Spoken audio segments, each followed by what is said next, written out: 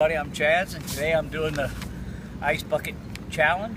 I was challenged by Nikki Casino, and I'm doing this for the Team Gleason. The Gleason Initiative Foundation mission: help provide individuals with neuromuscular diseases or injuries with leading-edge technology, equipment, and services. Create a global conversation about ALS to ultimately find solutions and to the end of the disease.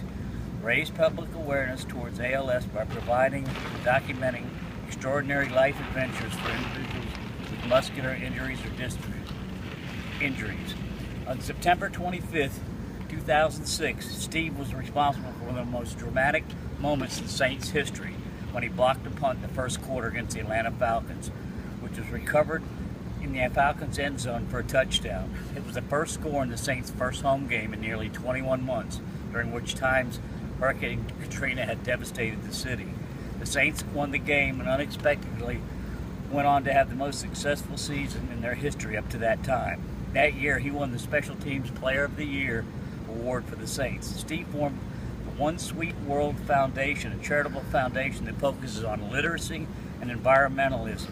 In the wake of Hurricane Katrina, Steve's foundation led a group of foundations and institutions in launching Backpacks for Hope, an initiative to provide relief to young hurricane victims in the forms of backpacks and school supplies. More than 7,000 backpacks and other assistance was donated from across the country. He spent much of his career visiting patients at the New Orleans Children's Hospital.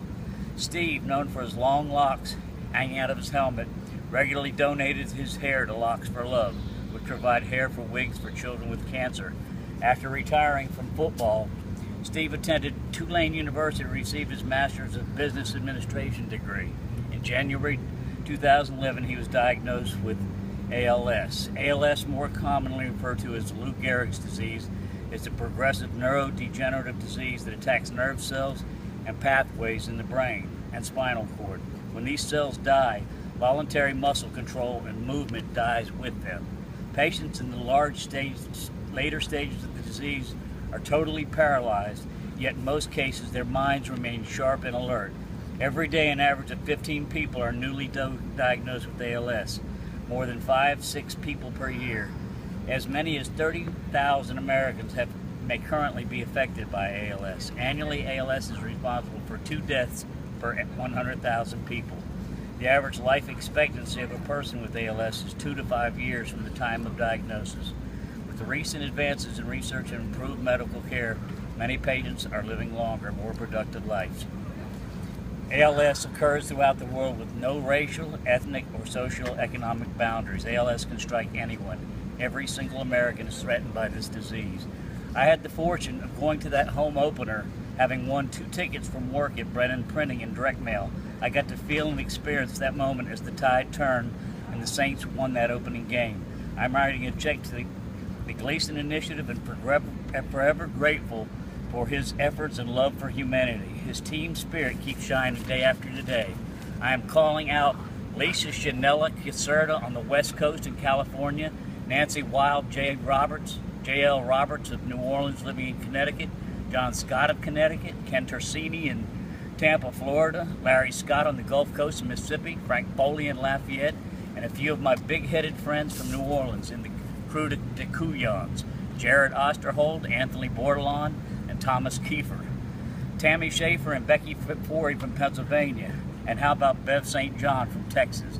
Here in Baton Rouge, I'm calling out co-worker Tim David. Ladies and gentlemen, get ready to burr rumble. Before I am baptized in ice, I would like to take a moment and tell you about a new challenge starting today. That's the Hep C Challenge. How common is chronic Hep C? In the United States, an estimated 3.1 million persons in the United States have chronic hepatitis C infection. Most people do not know they're affected because they do not know or look or feel sick. How likely is it that acute hepatitis will become chronic? Approximately 75 to 85% of the people who become infected with hepatitis C will develop a chronic infection. Chronic meaning the virus will not go away on its own. World Hepatitis Day, observed on July 29th every year, aims to raise global awareness of hepatitis, a group of infectious diseases known as hepatitis A, B, C, D, and E, and encourages prevention, diagnosis, and treatment. Hepatitis affects millions of people worldwide, accusing chronic and killing 1.4 million people every year. Hepatitis kills almost 40,000 people a year alone in the United States. I challenge everyone I know to take this hepatitis C challenge. No ice buckets are needed. Just go get tested and ask somebody else to go get tested. Most people will think, no, not me. But chances are, it is you. You will never know until it's too late. We are not trying to compete with ALS. We know how deadly it is as well. But it seems that awareness is growing in leaps and bounds to the ALS challenge. Maybe those urging others to donate to ALS could also look to see how easy it is to make an appointment with your doctor and let him draw blood and send off for testing. It's your life that's at stake here. You would be surprised to know how many people you know that are living with chronic hepatitis C every day, living in fear, sometimes living in shame. Most do not even know they're infected. If you are interested in finding you have been tested positive, don't panic. Most of us have been crash test dummies for the last decade, trying various methods of treatment. Some of the treatments are extremely harsh and many could not continue to take them. Some were cured. Recently, though, new drugs have better success rates. Your gastro doctor will know the right one for you. I'm in the 4th month of my 2nd treatment. The virus is undetected at 1 month. I'm hopeful it stays that way. If you have hepatitis C, in your Facebook search, you will find many private hepatitis C support groups. These folks in these groups are helping each other cope with side effects and offering suggestions on how to handle some of the adverse reactions some experience with side effects.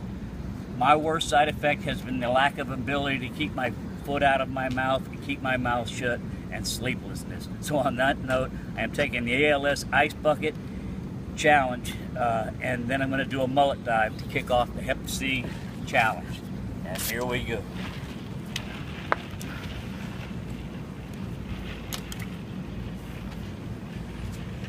Ay, ay, ay, here it comes.